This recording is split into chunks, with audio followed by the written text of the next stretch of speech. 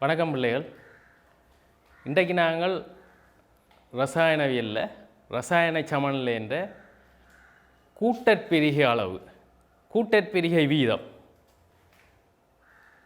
என்ற பாடப்பிறப்பை என்ற பகுதியை இந்த யாழ்ப்பாணம் இந்து கல்லூரியினுடைய தொடர் மின்னியல் கற்க நிகழ்ச்சி திட்டத்தின் ஊடாக இன்றைக்கு பார்க்க இருக்கின்றோம். கூட்டற்பிரிகை அளவில் முதலாவது நாங்கள் ஒரு விளக்கம் ஒன்றை பார்ப்போம்.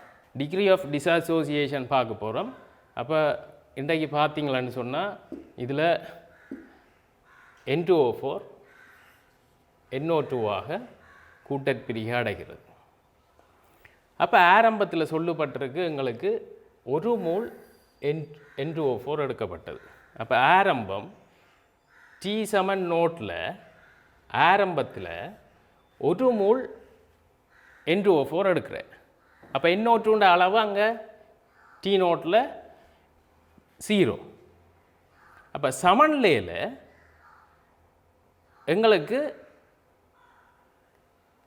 தெரிய வேணும் எவ்வளவு N2O4 இங்கால பிரிஞ்சு போனது, எவ்வளவு N2O4 பிரிஞ்சு போகும் என்றது தெரிய வேணும். அப்போ எவ்வளவு N2O4 பிரிஞ்சு போகும்ன்றது எங்களுக்கு தெரிய வேணும்.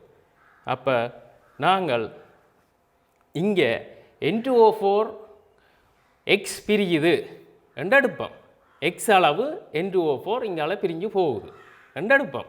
X அளவு இங்கால பிரிஞ்சு போகுது விளக்கை பக்கம் என்று எடுத்தால் அப்போ N2O4 மூல் எண்ணிக்கை என்ன? 1. அப்போ X மூல் பிரிஞ்சு போகுது. அப்போ NO2 இங்கே எவ்வளவு வந்தது? 2X. ஏனெண்டா இங்கே பீசமான குணக வீதம் 1:2 ஆகும். 1:2 பீசமான குணக வீதம். அப்போ இங்கே பார்த்தீங்களன்னு சொன்னால் மாற்றம் சமநிலையில் மாற்றம் எங்களுக்கு இங்கே -X, இங்கே 2X + 2X. அப்போ மாற்றம் 1 - X, இங்கே 2X இப்படி எழுதுவோம். அப்போ இதை நாங்கள் எப்படி எழுதுறது? என்ன இது? இந்த விளக்கம் என்ன? கூட்டற்பிரிகை அளவை நாங்கள் எப்படி கணிச்சு கொள்கிறோம்னு சொன்னால் கூட்டற்பிரிகை டிஸ்அசோசியேஷன், கூட்டற்பிரிகை மூலெண்ணிக்கையின் கீழ் ஆரம்பத்தில் எடுக்கப்பட்ட மொத்த மூலெண்ணிக்கை, கூட்டற்பிரிகை அடைகின்ற மூலெண்ணிக்கையின் கீழ் ஆரம்பத்தில் எடுக்கப்படுகின்ற மொத்த மூலெண்ணிக்கை. அப்போ இதை வச்சுக்கொண்டு நாங்கள் 1 - X எனவும் இங்கே 2X எனவும் நாங்கள் போட்டுக்கொள்ளலாம். இது சமநிலையில் பார்த்தீங்கன்னா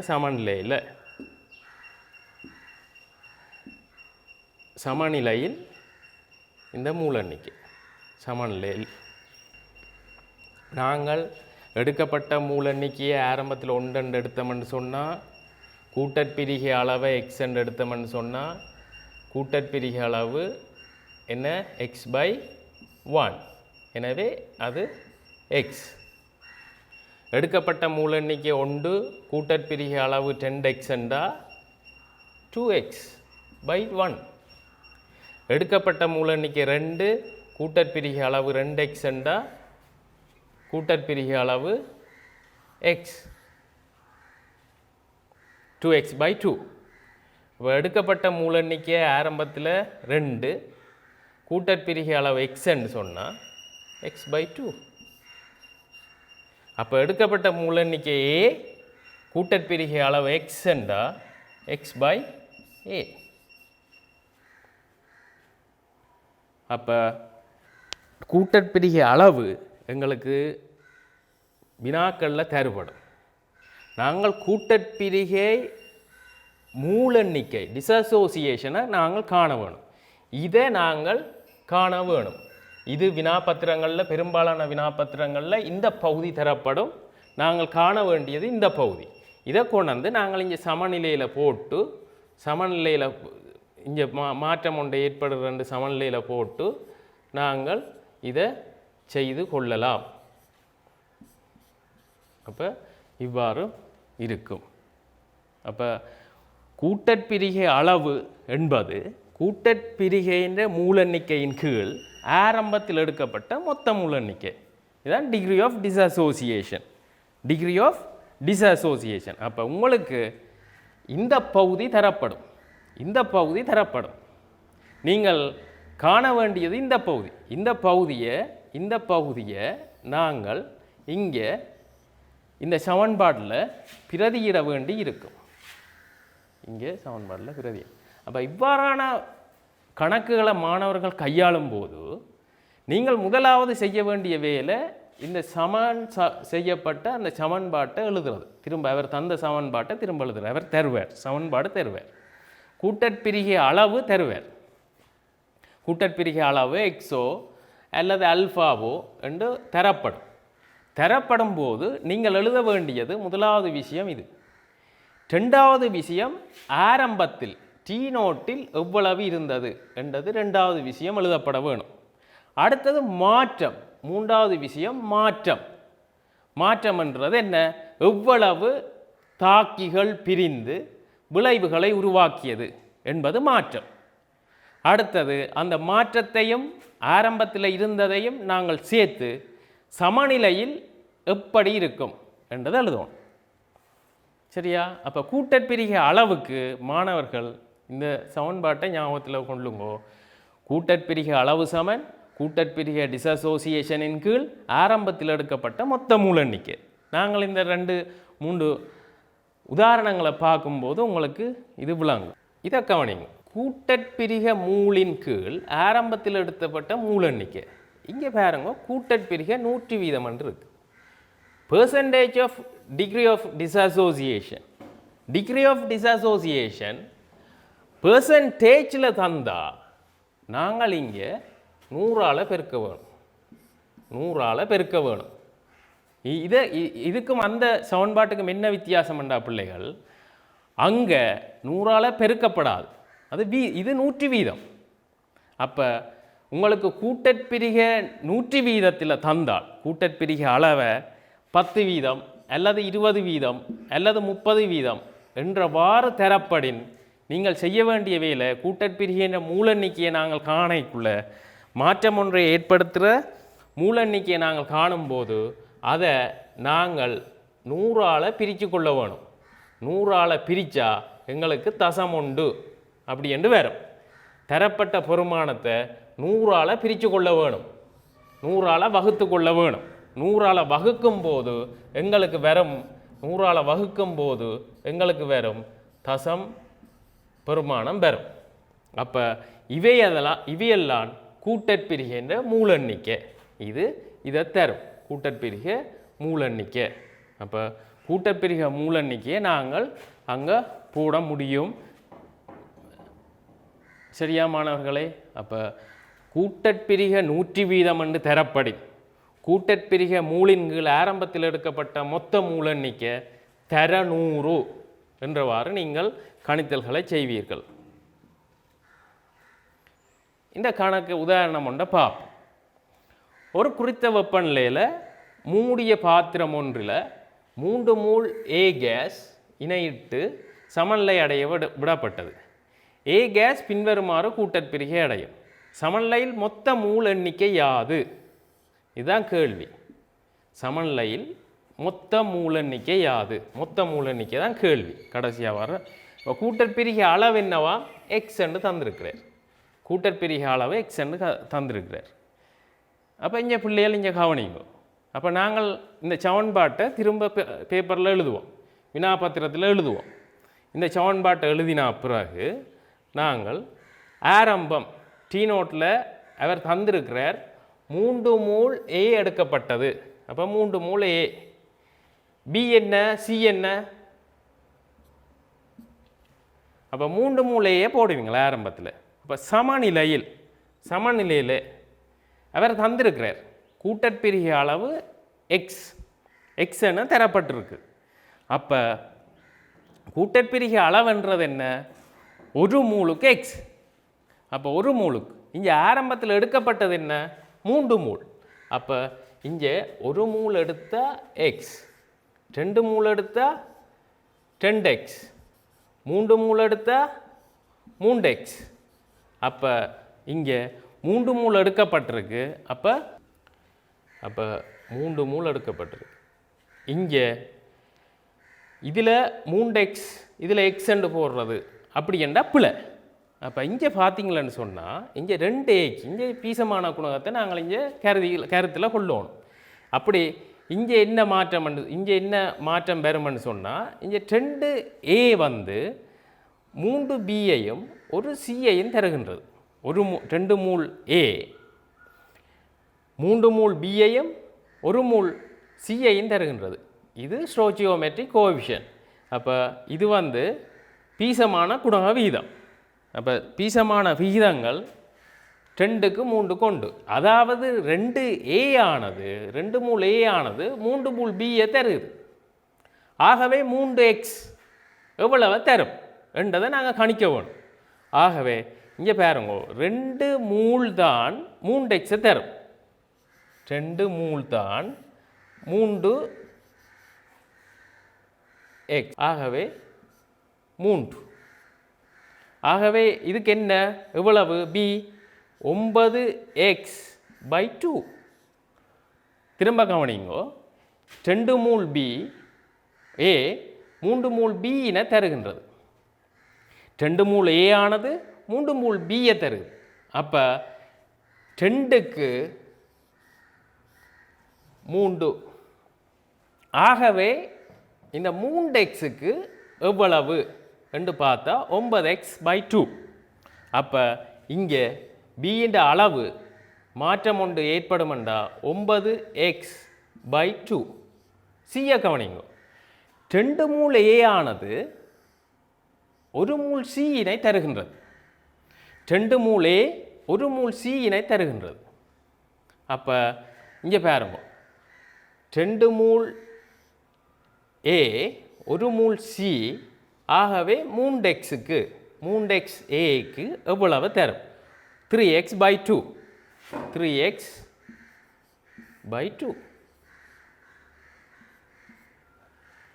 அப்போ இங்கே பார்த்தீங்களன்னு சொன்னால் சமன்லேயில்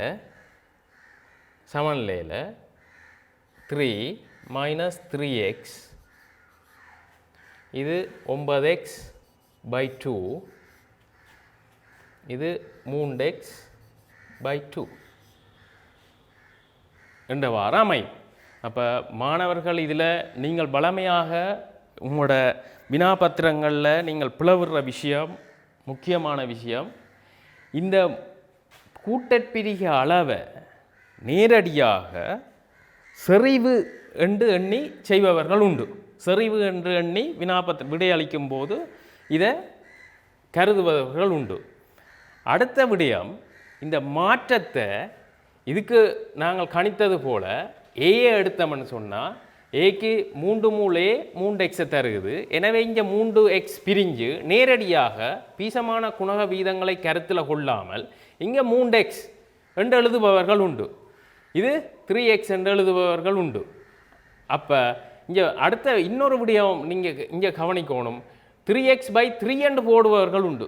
அப்போ இந்த பிழைகளை நீங்கள் கவனத்தில் கொள்ள வேணும். இந்த பிழைகள் விடாமல் இங்கே இந்த விளக்கம் என்னவென்றால் 3 மூல் a எங்களுக்கு 3x வந்து 3 மூல் a இருந்து பிரியுது. 3x வந்து 3 மூல் a இருந்து பிரியுது. இங்கே சமன்பாடு செய்யப்பட்ட சமன்பாட்டில் உள்ள பீசமான குணகங்கள் விகிதங்களுக்கு ஏற்ற மாதிரி தான் இந்த கூட்டற்பிரிகை அளவு மாறும் என்றதை மாணவர்கள் மனதில் கொண்டு இந்த கணக்கை அணுக வேணும் எதிர்காலத்தில். சரியா பிள்ளைகள்? அடுத்த உதாரணத்தை பார்ப்போம். இந்த உதாரணத்தை கவனிங்க. இதில் வந்து குறித்தொரு வெப்பநிலையில் மூடிய பாத்திரம் ஒன்றில் 3 மூல் a 2 மூல் b ஆகியவற்றினை இட்டு சமநிலை அடைய விடப்பட்டது. தொகுதி சமநிலை அடையும் போது 20% a கூட்டற்பிரிகை அடையும். சமநிலையில் மொத்த மூல எண்ணிக்கை யாது என்பதுதான் கேள்வி. அப்போ 3 மூல் a 2 மூல் பி 20 வீதமான ஏ கூட்டற்பிரிகை அடையும் என்றது சொல்லப்பட்டிருக்குது. அப்போ கூட்டற்பிரிகை அளவு என்ன? 20 வீதம், percentage of degree of dissociation தரப்பட்டிருக்குது. அப்போ கூட்டற்பிரிகை வீதம் தரப்பட்டிருக்கு. அப்போ நாங்கள் கூட்டற்பிரிகை அளவை கணிக்கிறதுக்கு நாங்கள் முதலாவது என்ன செய்ய வேணும்? 20/100. அப்போ இது வந்து 0.2 மூல் அப்படி என்று வரும். இது ஒரு மூலுக்கானது 0.2 என்றது பெறப்பட்டிருக்கு. அப்போ முதலாவது நாங்கள் இதை செய்திருவோம். அடுத்தது இந்த சமன்பாட்டை நீங்கள் எழுதவும். இந்த சமன்பாட்டை நீங்கள் வினாபத்திரத்தில் எழுதவும். எழுதி போட்டு ஆரம்பம் t=0 எத்தனை மூளையை எடுத்தவராம்?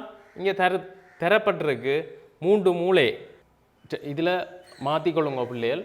இதில் 2 மூல் ஏயும் 3 மூல் பியும் எடுக்கப்பட்டதாக மாற்றிக்கொள்ளுங்க. இதில் 2 மூல் ஏயும் 3 மூல் பியும் எடுக்கப்பட்டதாக மாற்றிக்கொள்ளுங்கோ இந்த வினாபத்திரத்தில். அப்போ குறித்தொரு வெப்பநிலையில் மூடிய பாத்திரம் ஒன்றில் 2 மூல் ஏ 3 மூல் பி ஆகியவற்றினை இட்டு சமநிலை அடைய விடப்பட்டது. தொகுதி சமநிலை அடையும் போது 20 வீதம் ஏ கூட்டற்பிரிகை அடையும். சமநிலையில் மொத்த மூல் எண்ணிக்கை யாது? அப்போ நாங்கள் இந்த 20 வீதத்தை கூட்டற்பிரிகை வீதம் தரப்பட்டிருக்கு. அப்போ 20 வீதத்தை நாங்கள் 20/100 என்று போட்டு நாங்கள் 0.2 மூல் என்று சொல்லி நாங்கள் எழுதி கொள்ளலாம். அப்போ அடுத்ததாக நீங்கள் எழுத வேண்டிய விஷயம் ஆரம்பம் t=0. இதில் 2 மூலும் 3 மூலும் எடுக்கப்பட்டது. 2 மூலும் 3 மூலும் எடுக்கப்பட்ட மூல எண்ணிக்கைன்ற அளவு இவைகள் ஆரம்பத்தில் இல்லை, பாத்திரத்தில் 0. அப்போ மாற்றம் என்ன? மாற்றம் எங்களுக்கு 0.2 தரப்பட்டிருக்கு. 0.2 தரப்பட்டிருக்கு. அப்போ நாங்கள் இங்கே கவனத்தில் கொள்ளுங்க.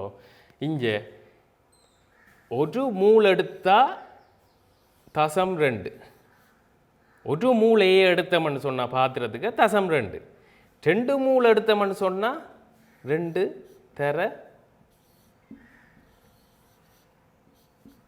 பெருக்குங்க, பெருக்கி போட்டு 0.4. அப்போ 0.4 மூல் அளவு இங்கே இருந்து ஏயில இருந்து பிரிஞ்சு போயிருக்கு 0.4.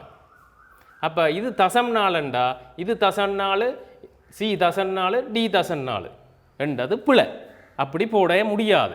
இங்கே நீங்கள் பீசமான குணக வீதங்களை கருத்தில் கொள்ள வேணும். 3க்கு 2க்கு 4க்கு 1 என்ற விகிதத்தை கருத்தில் கொள்ள வேணும். அப்போ இங்கே நீங்கள் முதலாவது ஏ எடுப்போம். ஏ எடுத்தீங்களா 3 மூல் தாக்குறது 2 மூல் பி, 3 மூலோட 2 மூல் தாக்குது. சரியா? ஆகவே 0.4 எவ்வளவு தாக்கும்? 3 மூல் ஏக்கு 2 மூல் தாக்குது. ஆகவே 0.4க்கு எவ்வளவு தாக்கும்? 0.4 எவ்வளவு தாக்கும் என்றது நீங்கள் கணிச்சு கொள்ளணும். அப்போ 0.8/3 என்றது இங்கே விட. அப்போ 0.8/3 இங்கால இவரோட ஏயோட சேர்ந்து பிரிஞ்சு போவார். 0.8/3 பிரிஞ்சு போவார். அடுத்தது 3 மூல் ஏயோட ஏ பிரிகை அடைஞ்சு 4 மூல் சியை தருகுது. என்ன மாற்றம்?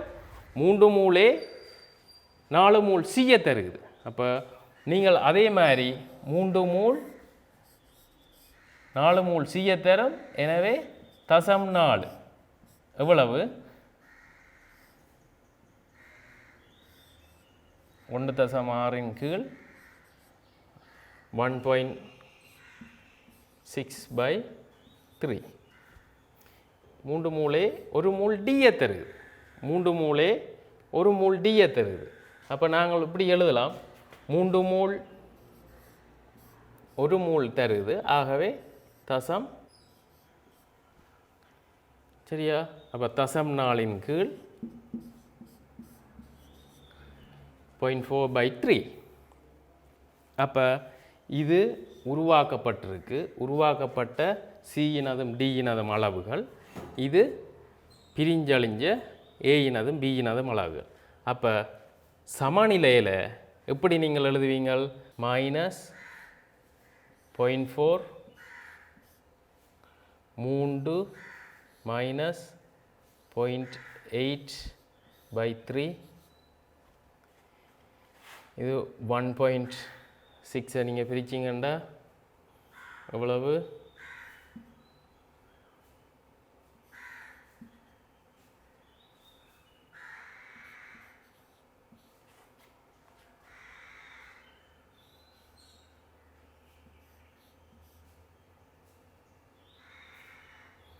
இது 0.4 தசம் 1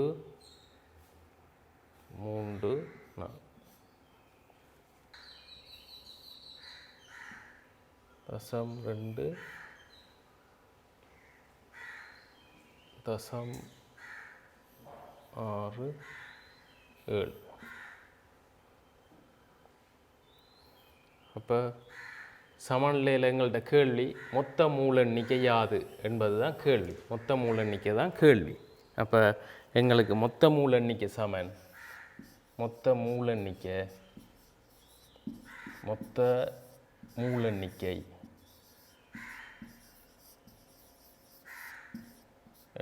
சமன் இதில் தசமாறு A இருக்கும். அடுத்தது 3 3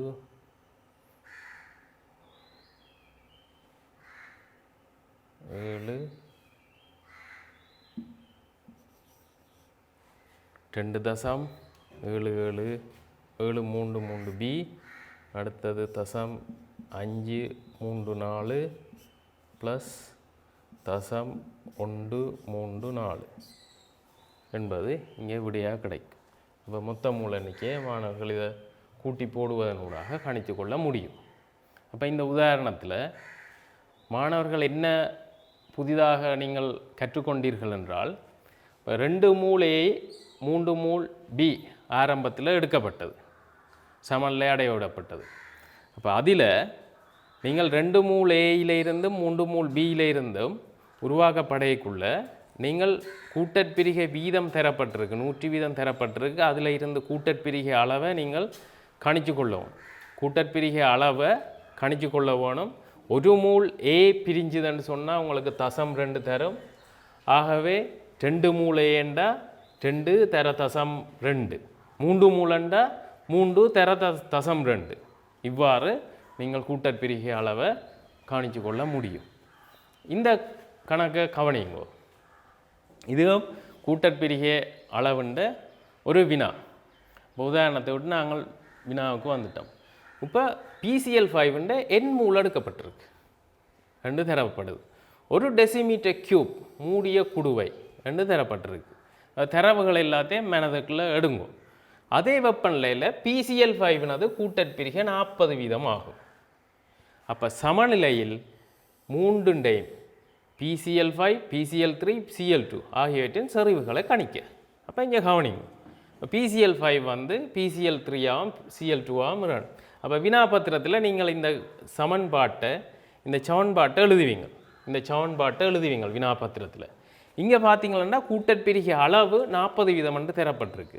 அப்போ கூட்டற்பிரிகை வீதம் மூல் எண்ணிக்கை தசம் 4 என்று நீங்கள் எடுத்துக்கொள்ளுவீங்க. அப்போ தசம் 4 பிரியுது, தசம் 4 PCl5 திரியுது.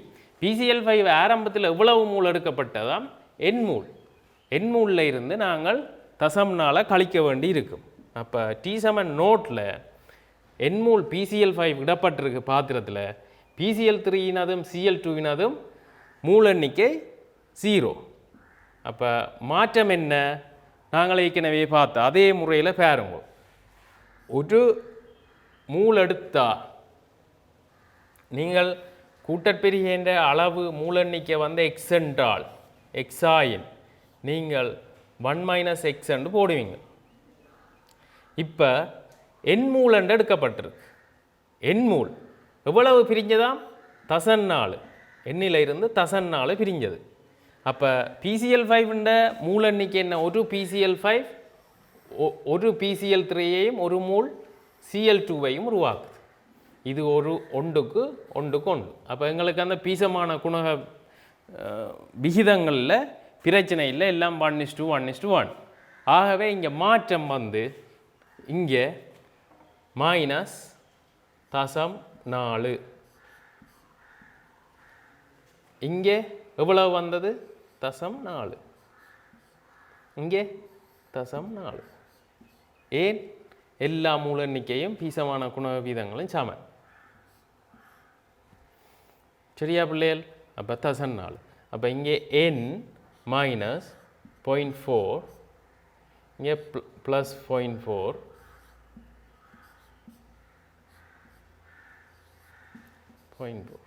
இதுதான் சமநிலையில் இருக்கிற மூல எண்ணிக்கைகள அளவு.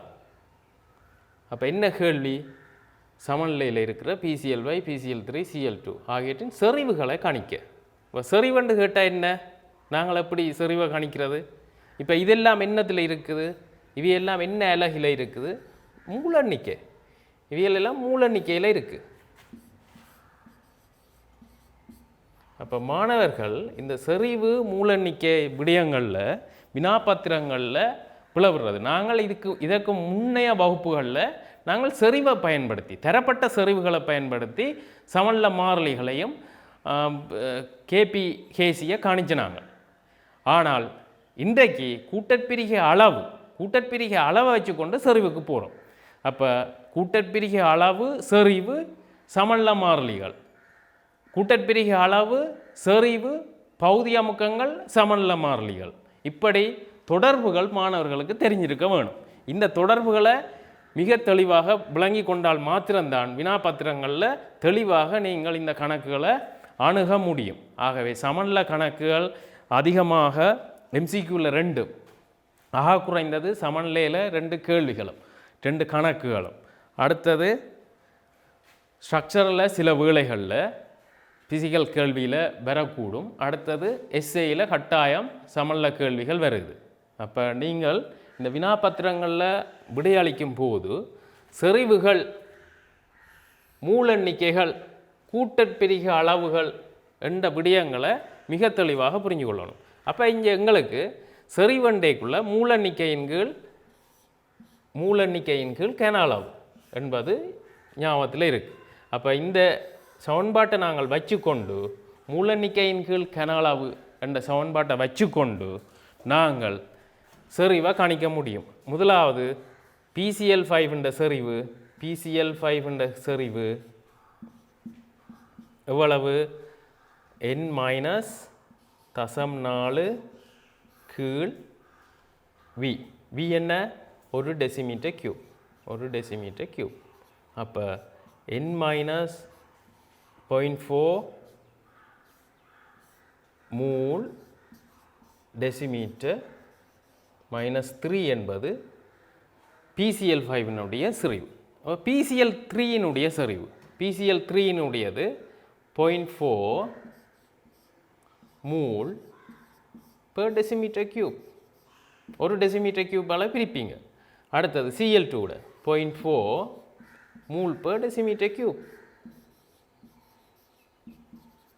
ஆகவே இதில் மாணவர்களுக்கு பிரச்சனை வராது என்பதை விளங்கிக்கொள்ளும். அடுத்த இந்த 9வது கணக்கை கவனிங்க. சரியா? இந்த கேள்வியை பாருங்க. குறித்தொரு வெப்பநிலையில் மூடிய குடுவை ஒன்றினுள் 1 மூல் AB2 கேஸ் இடப்பட்டது, சமநிலை அடைய விடப்பட்டது. அதே வெப்பநிலையில் AB2 கேஸினது கூட்டற்பிரிகை அளவு ஆல்ஃபா. மொத்த அமுக்கம் P. சமன்ல மாறிலி KP. ஆல்ஃபா ஒன்றை விட மிக மிகச் சிறிதாயின் சமநிலையில் ஆல்ஃபாவினை சரியாக பிரதிநிதித்துவப்படுத்துவது எது? ரைட், ஞாபகங்க. அப்போ பார்ப்போம், இந்த கணக்கை பார்ப்போம் எப்படி. அப்போ இங்கே பாருங்க, 2AB2 2ab b2. ஒரு மூல் எடுக்கப்பட்டிருக்கு. கூட்டற்பெருகிய அளவு ஆல்ஃபா. ஒரு மூல் ஆரம்பத்தில் எடுக்கப்பட்டிருக்கு. அப்போ ஆரம்பத்தில் T7 நோட்டில் ஒரு மூல், மற்ற ரெண்டும் 0. கூட்டற்பெருகிய அளவு தந்திருக்கிறார் ஆல்ஃபா ஆண்டு. கூட்டற்பெருகிய அளவு வந்து ஒரு மூல் எடுக்கப்பட்டிருக்கு. அப்போ ஆல்ஃபா மைனஸ் ஆல்ஃபா. இதை கவனிக்கணும். இங்கே 2 இங்கே 2 AB2 எவ்வளவு உருவாக்குது? 2 ABயை உருவாக்குது. 2 AB2 எவ்வளவு உருவாக்குது? ஒரு பியை உருவாக்குது. இங்கே பீசமான விகிதங்கள் 2:2:1. 2:2:1. அப்போ இங்கே கவனிங்கோ, 2 மூல் AB2 எவ்வளவு தரும்? 2 மூல் ABA. ஆகவே ஆல்ஃபா எடுத்தால் எவ்வளவு? ஆல்ஃபா. அப்போ இவரும் ஆல்ஃபா சமநிலையில், இவரும் ஆல்ஃபா. இங்கே பியை கவனிங்கோ, 2 மூல் AB2 ஒரு மூல் B2 தருது. அப்போ 2 மூல் ஒரு மூல் B2 தருது. அப்போ ஆல்ஃபா எவ்வளவு? Alpha by 2. அப்போ ஆல்ஃபா பை 2. அப்போ மாற்றம் என்ன? Alpha by 2. சமநிலையில் 1 minus alpha alpha alpha by 2 என்றவாறு அமையும். அப்போ சமநிலையில் உள்ள மூல எண்ணிக்கைகள் இவ்வாறு அமையும் பிள்ளைகள். அப்போ என்ன கேள்வி? சமநிலை மாறிலி மொத்த அமுக்கம் எல்லாம் தந்திருக்கிறார்.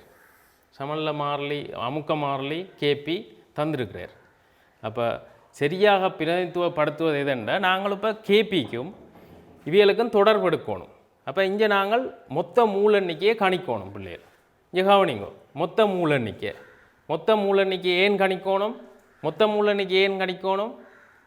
பாசல் ப்ரெஷர் கணிக்கணும். பாசல் ப்ரெஷர் தாற்றனின் பகுதி அமுக்க விதி. தாற்றனின் பகுதி அமுக்க விதி என்ன சொல்லுது? ஒரு கூறினுடைய அமுக்கம் அதுகின்ற மூல் பின்னம் தர மொத்த அமுக்கம். அதுகின்ற மூல் பின்னம் தர மொத்த அமுக்கம். அப்போ மூல் பின்னம். அப்போ மூல் பின்னத்தை கணிக்கணும். மொத்த அமுக்கம் தந்திருக்கிறார்.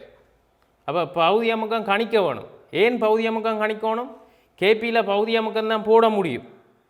அப்போ நாங்கள் எக்ஸை கணிப்போம், மூல் பின்னத்தை கணிப்போம். ஏற்ற மூல் பின்னம் AB2 மூல் பின்னம். AB2 மூல் பின்னம் கணிக்கணுமெண்டா என்ன பார்க்கணும்? AB2 மூல எண்ணிக்கை கீழே மொத்த மூல எண்ணிக்கை. என்ன மொத்த மூல எண்ணிக்கை? யாராக்கள் மொத்த மூல எண்ணிக்கையில் வருவினம்? இவர். அப்போ 1 minus alpha plus alpha by 2. அப்போ இவியல் மொத்த மூல எண்ணிக்கை. AB2 மூல எண்ணிக்கை என்ன? 1 மைனஸ் ஆல்ஃபா. அப்போ மூல் பின்னம் வந்து உங்களுக்கு வரப்போகுது ஆல்ஃபா கேன்சல். இப்போ 1 ப்ளஸ் ஆல்ஃபா பை 2. அப்போ 1 minus alpha over 1 plus alpha by 2 என்பது இங்கே மூல் பின்னம். AB2 மூல் பின்னம். அதே மாதிரி இவையின் மூல் பின்னமும் நீங்கள் கணிக்க முடியும். இவையின் மூல் பின்னம் என்ன? ஏபியின் மூல் பின்னம் alpha by 1 plus alpha by 2. அதே மாதிரி B2 மூல் பின்னம் alpha by 2 by 1 plus alpha by 2. அப்போ எல்லாத்தினையும் மூல் பின்னம் நாங்கள் கணிச்சிட்டோம். அப்போ மூல் பின்னம் கணிச்சா அடுத்தது நீங்கள் செய்ய வேண்டிய வேலை என்ன? அடுத்தது செய்ய வேண்டிய வேலை என்ன? பௌதிய முக்கம். பௌதிய முக்கம் என்ன? AB2 பௌதிய முக்கம் என்ன? மூல் பின்னம் தர AB2 மூல் பின்னம் தர மொத்த முக்கம். மொத்த முக்கம் P என்று தந்திருக்கிறார். மொத்த முக்கம் P என்று சமநிலையில் மொத்த முக்கம் தந்திருக்கிறார் P என்று. அப்போ AB2 மூல் பின்னம் கணிச்சு நாங்கள் 1 மைனஸ் ஆல்ஃபாவின் கீழ் 1 ப்ளஸ் ஆல்ஃபா பை 2 என்பது அவற்றை மூல் பின்னம் இன்டு P. அதே மாதிரி எங்களுக்கு இவற்றை ஏபின்ற கணிக்க முடியும். ஏபின்ற கணிக்க முடிஞ்சால் எங்களுக்கு alpha by 1 plus alpha by 2 into P. அடுத்தது பின்ற கணிக்க முடியும். B2 ஆல்ஃபா பை 2 கீழ் 1 plus alpha by 2 into P. அப்போ நாங்கள் இதை அப்படியே கேபின்ற கோவையில் நாங்கள் இதை பிரதியீடு செய்வோம். இதை கேபின்ற கோவையில் பிரதியீடு செய்வோமா? நம்ம செய்யுங்க மாணவர்களே. அடுத்த வகுப்பில் நாங்கள் இதை பூரணப்படுத்துவோம். சரியா மாணவர்களே? அப்போ அடுத்த வகுப்பில் சந்திக்கும் வரை நாங்கள் விடைபெற்றுக் கொள்கிறோம்.